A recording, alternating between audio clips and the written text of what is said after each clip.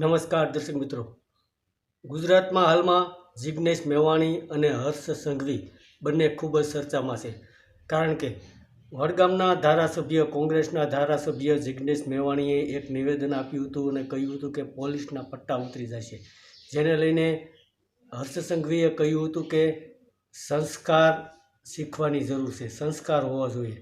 ત્યારબાદ આજે વડગામના ધારાસભ્ય જિગ્નેશ મેવાણીએ નિવેદન આપ્યું, તેના વિરુદ્ધમાં પોલીસના પરિવારજનો, રિટાયર્ડ પોલીસવાળા આ તમામ જિગ્નેશ મેવાણીના વિરુદ્ધમાં રસ્તા ઉપર ઉતર્યા હતા. ત્યારે હાલમાં કોંગ્રેસ અને ભારતીય જનતા પાર્ટી આ નિવેદનને લઈને સામસામે આવી ગઈ છે. કારણ કે કોંગ્રેસના એક નેતાએ જણાવ્યું હતું કે જ્યારે ભારતીય જનતા પાર્ટીના નેતા ધારાસભ્ય રાજુલાના હીરાભાઈ સોલંકીએ આવું જ નિવેદન આપ્યું હતું, ત્યારે આ લોકો શા માટે રસ્તા ઉપર નહોતા ઉતર્યા.